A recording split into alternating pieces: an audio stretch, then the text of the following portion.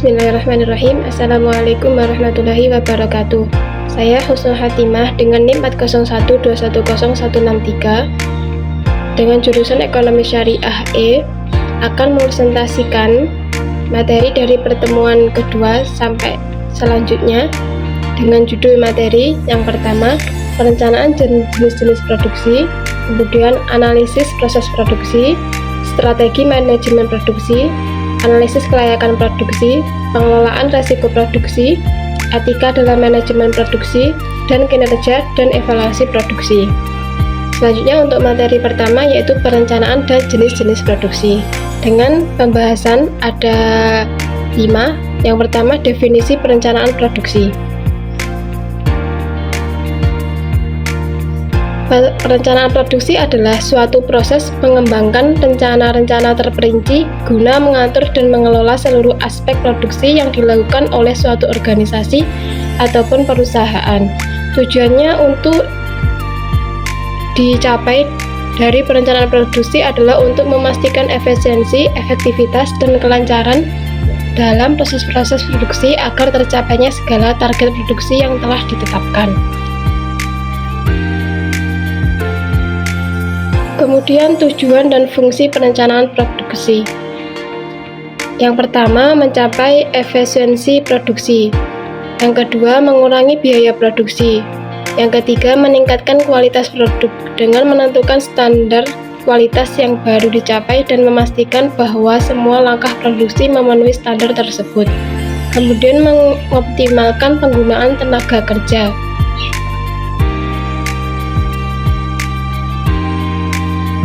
Kemudian jenis-jenis perencanaan produksi. Yang pertama, perencanaan produksi jangka pendek adalah perencanaan dengan jangka waktu perencanaan kurang dari 1 bulan dan merupakan langkah operasional yang sangat rinci dan kritis dalam manajemen rantai pasok.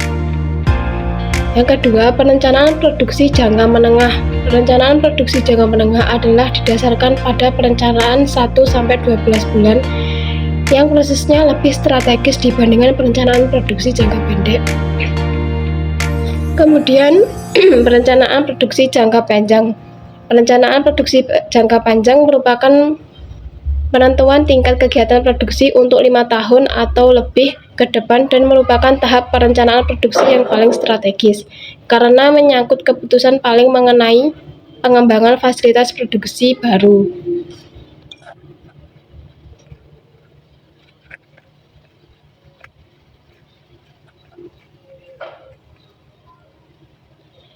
Kemudian tahapan perencanaan produksi, yaitu yang pertama peramalan permintaan produk.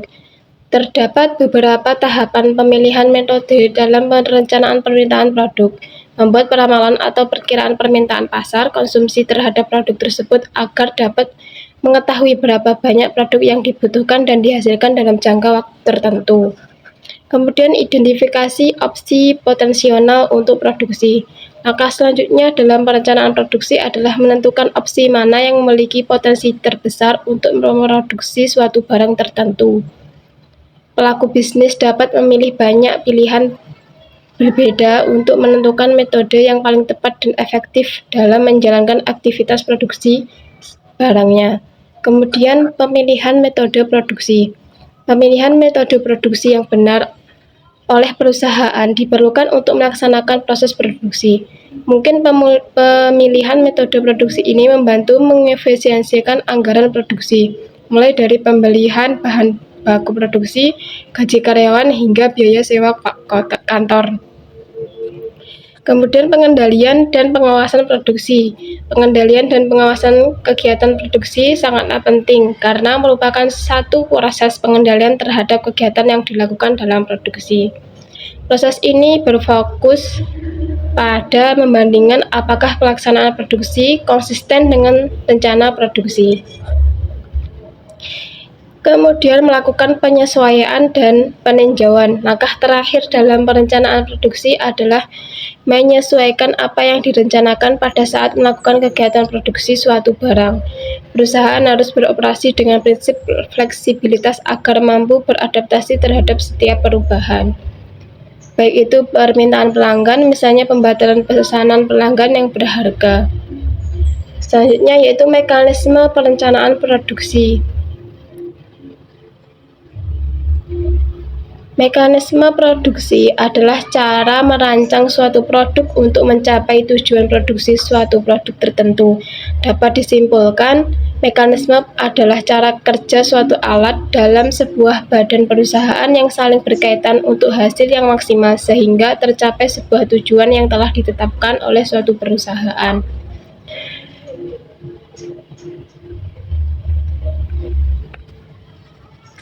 Kesimpulan dari materi pertama tadi mengenai perencanaan dan jenis-jenis produksi yaitu perencanaan merupakan suatu komponen fungsi dari manajemen yang mana dalam perencanaan inilah akan ditentukan usaha maupun tindakan akan diambil pimpinan perusahaan guna tujuan mencapai tujuan yang diinginkan perusahaan untuk mengoptimalkan proses produksi agar dapat mencapai hasil yang efisien dan efektif.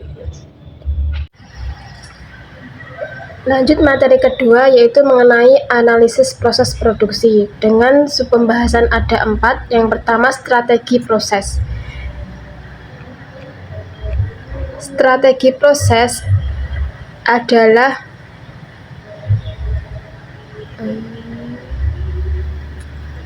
menurut manajemen operasi biasanya disebut dengan mentransformasi dari input menjadi output. Secara istilah strategi proses merupakan strategi dengan pendekatan organisasi untuk mengubah sumber daya yang ada dari bahan mentah menjadi barang dan jasa yang memiliki nilai guna. Berikut strategi yang perlu diperhatikan dalam strategi proses. Yang pertama, fokus pada proses produksi. Kemudian fokus yang berulang, kemudian fokus produk, kemudian fokus mass customization. Yang kedua, analisis proses. Analisis adalah proses memecahkan atau menganalisis informasi atau suatu situasi untuk memahami unsur-unsur yang terlibat, hubungan antar bagian dan maknanya. Tujuannya mungkin untuk mengidentifikasi pola, tren, atau masalah untuk membuat keputusan yang lebih baik atau mendapatkan pemahaman konteks yang lebih dalam. Selanjutnya, proses adalah serangkaian langkah atau yang dilakukan secara berurutan atau terorganisir untuk mencapai suatu tujuan atau hasil tertentu. Tujuan dari analisis proses itu adalah efisiensi, kemudian kualitas, kemudian ketepatan waktu, kemudian customer satisfaction, kemudian inovasi. Selanjutnya yaitu tipe dan faktor-faktor proses produksi. Yang pertama, produksi terus-menerus atau continuous process. Merupakan proses produksi barang yang sudah sesuai aliran tanpa harus menumpuk produk di suatu titik dalam proses. Biasanya hal ini digunakan pada industri yang memiliki output dalam jumlah besar, produksi barang skala besar, varian produk yang sedikit, dan produk bersifat standar. Kemudian produksi terputus-putus atau intermittent proses. Dalam proses ini biasanya produk diproses dalam kumpulan berbagai produk. Perusahaan yang menggunakan proses ini biasanya menghasilkan produk dalam jumlah kecil, variasi produk banyak, dan biasanya sesuai pesanan yang ada. Kemudian produksi campuran menghasilkan sebuah produk dalam jumlah banyak dan berlangsung berulang dan serupa. Industri yang menggunakan proses produksi ini tidak akan menimbulkan banyak kerugian saat proses produksi dihentikan sewaktu-waktu.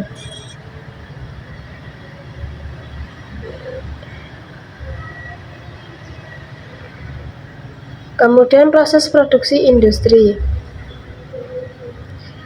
Ada beberapa tahapan. Yang pertama, perencanaan dan perancangan. Pada tahap perencanaan dilakukan penyusunan mengenai produk yang akan diproduksi.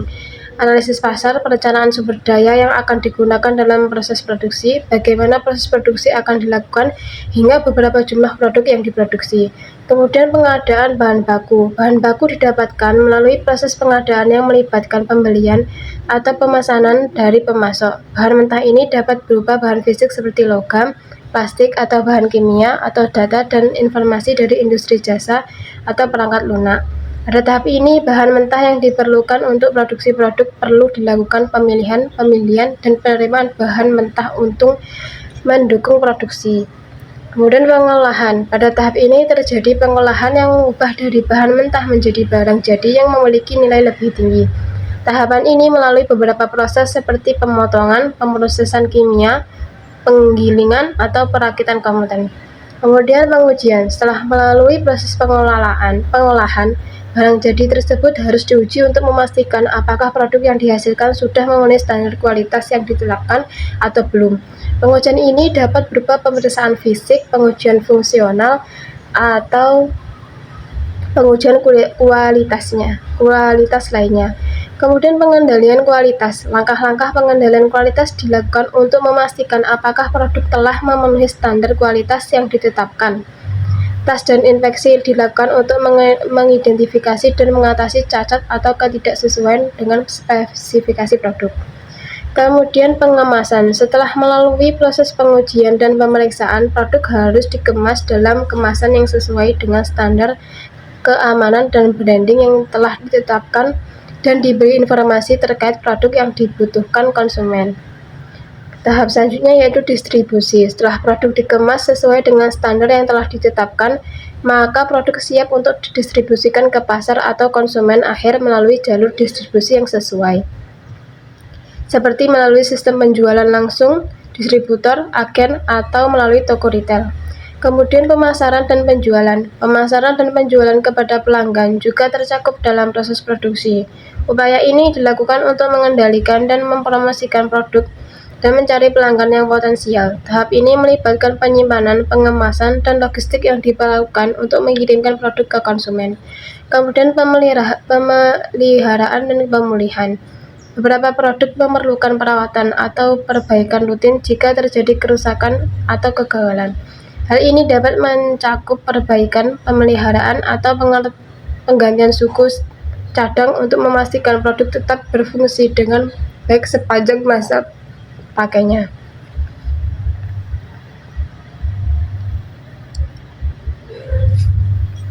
Kesimpulan dari materi kedua ini yaitu analisis proses produksi, yaitu strategi proses merupakan strategi dengan pendekatan organisasi untuk mengubah sumber daya yang ada dari bahan mentah menjadi barang dan jasa yang memiliki nilai guna. Adanya strategi proses adalah bertujuan untuk mencari dan menemukan langkah-langkah proses produksi barang atau jasa berdasarkan keinginan konsumen serta barang yang diproduksi masih dalam jangkauan perusahaan seperti biaya hingga kebutuhan lain yang diperlukan. Analisis proses adalah pendekatan sistematis untuk memahami, mengevaluasi, dan meningkatkan langkah-langkah yang terlibat dalam suatu proses. Proses produksi merupakan hal yang penting yang patut diperhatikan dalam sektor industri, karena buruknya proses produksi dari sebuah pabrik akan berimbas pada barang yang dihasilkan dan dapat mengakibatkan kerugian dan menyebabkan sulitnya bersaing dengan industri sejenis. Lanjut materi ketiga yaitu strategi manajemen produksi. Ada 4 pembahasan. Yang pertama, definisi strategi manajemen produksi.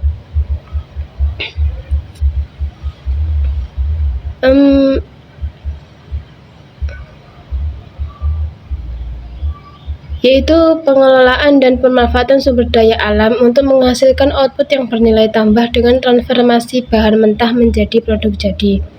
Jadi, strategi manajemen produksi adalah rencana kegiatan pengolahan bahan baku menjadi barang setengah jadi atau barang jadi dengan menggunakan sumber daya secara efektif untuk mencapai tujuan tertentu. Strategi manajemen produksi yang baik harus sesuai dengan strategi bisnis perusahaan. Oleh karena itu, sebelum membuat strategi produksi, harus mempertimbangkan visi dan misi perusahaan, strategi bisnis perusahaan, strategi pemasaran, dan karakteristik supplier, serta kebutuhan pelanggan. Yang kedua, tahapan strategi manajemen produksi. Yang pertama yaitu pengendalian rantai pasokan.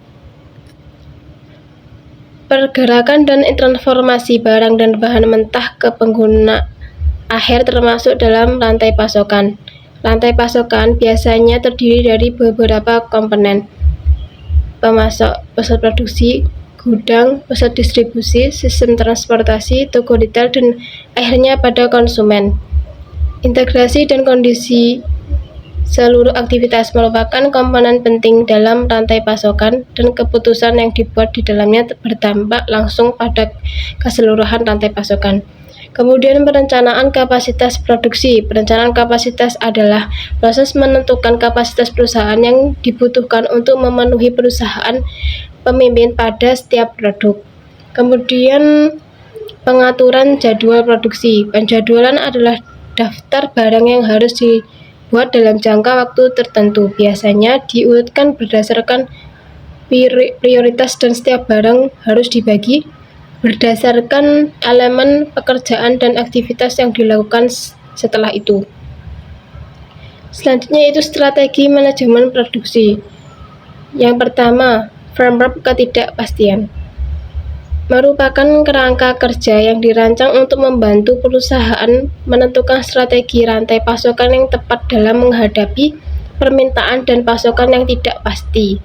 Kerangka ini membagi karakteristik pasokan atau supply menjadi dua, yaitu stable supply process dan evolving supply process. Stable supply process menjadi indikator bahwa pemasok memiliki proses produksi serta teknologi yang sudah baik, sehingga evolving supply process menjadi indikator bahwa pemasok memiliki proses produksi serta teknologi yang masih dalam tahap pengembangan serta kemampuan pokoknya masih terbatas dari segi kapasitas dan pengulangan.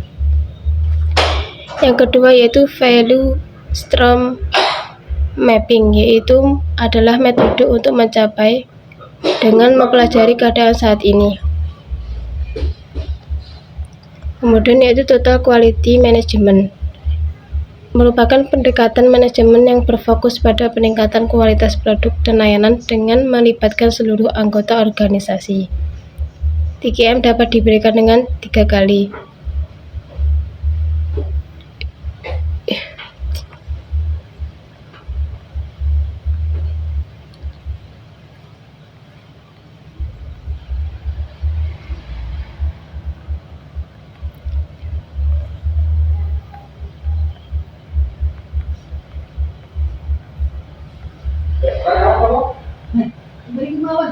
Selanjutnya itu forecasting, adalah metode atau teknik yang digunakan dalam manajemen produksi untuk memprediksi permintaan atau kebutuhan akan produk atau jasa di masa depan. Forecasting melibatkan penggunaan dan historis tren pasar dan faktor lainnya mengembangkan pikiran permintaan di masa depan.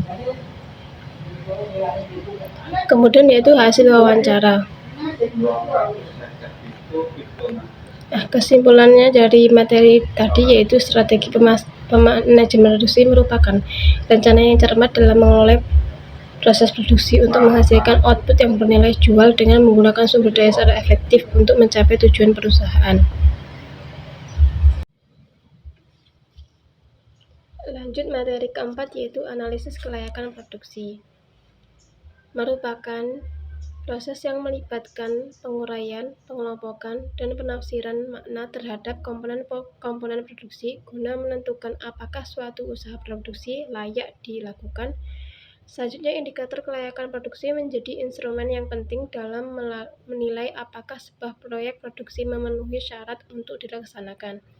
Hal ini melibatkan pemilihan indikator yang sesuai dengan sifat proyek dan bidang industri yang terlihat, serta mempertimbangkan aspek-aspek produksi seperti lokasi operasi, volume operasi, peralatan, bahan baku, tenaga kerja, serta tata letak. Selain itu, kualitas produksi juga harus diperhatikan berbagai dimensi seperti kinerja, fitur, keandalan, kesesuaian dengan spesifikasi, daya tahan, kemampuan pelayanan, estetika, dan kesan kualitas.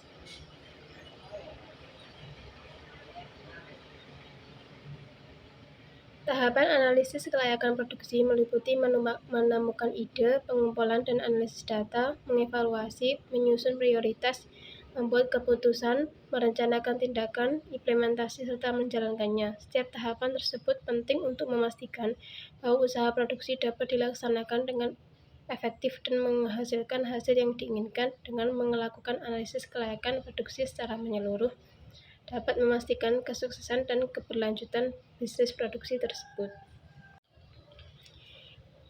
Materi kelima yaitu pengelolaan risiko produksi.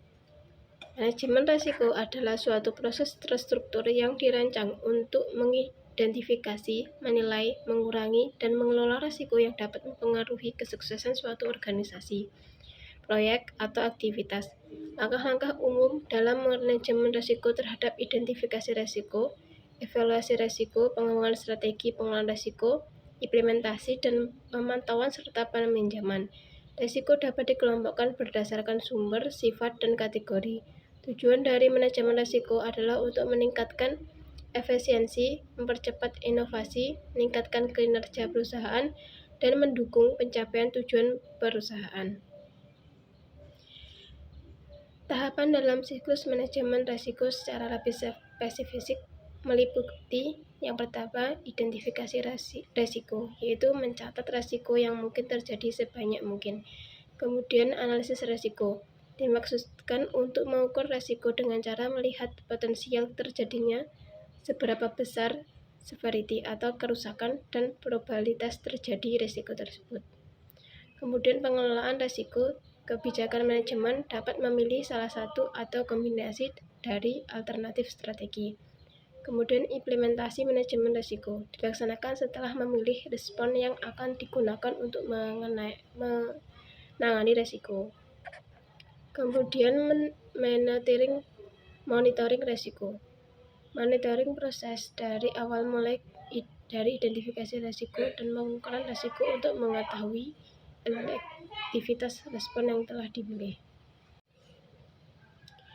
Selanjutnya yaitu materi ke-6, etika dalam manajemen produksi. Dalam menjalankan manajemen produksi, etika perlu diterapkan pada setiap proses manajemennya, sebab etika merupakan kemauan produksi yang murni untuk membantu individu lainnya, kejujuran, serta tidak berbuat curang. Hal ini yang disebut etika bisnis yang memproduksi yang diarahkan pada masyarakat luas supaya memiliki sikap tulus dan jujur untuk menghasilkan produksi. Maka setiap pihak tidak ada yang merugi sebab masing-masing rancangan produk tidak bisa dilepaskan dari penilaian etika. Selain itu, dalam menjalankan kegiatan perubahan perlu adanya fungsi manajemen yang dilakukan secara berkala dan dibutuhkan penerapan secara tepat. Hal itu dikarenakan setiap fungsi yang digunakan akan saling terkait dengan fungsi-fungsi lainnya, seperti halnya sebuah sistem yang saling menunjang. Kemudian adapun strategi manajemen produksi dan peran SDM, yang mana dua hal tersebut sebagai penunjang keberhasilan suatu proses produksi. Menerapkan strategi manajemen produksi yang tepat memungkinkan perusahaan untuk meningkatkan produktivitas, mengurangi biaya produksi, meningkatkan kualitas produk, dan merespon dengan cepat terhadap perubahan pasar. Selanjutnya, materi yang terakhir yaitu kinerja dan evaluasi produksi. Implementasi sistem yang efektif untuk mengukur kinerja produksi sangat penting bagi kesuksesan sebuah organisasi. Evaluasi produksi yang tepat dapat memberikan wawasan yang berharga tentang efisiensi operasional, identifikasi area untuk perbaikan, dan pengambilan keputusan lebih baik. Selain itu, manajemen kinerja yang baik juga memainkan peran krusial dalam mencapai tujuan strategis perusahaan dengan memastikan bahwa sumber daya digunakan secara optimal dan bahwa karyawan didorong untuk mencapai kinerja terbaik mereka. Dengan demikian, pengelolaan kinerja dan evaluasi produksi yang cermat merupakan faktor kunci dalam mencapai keunggulan kompetitif dalam lingkungan bisnis yang berubah dengan cepat. Sekian presentasi dari saya, kurang lebihnya mohon maaf. Wassalamualaikum warahmatullahi wabarakatuh.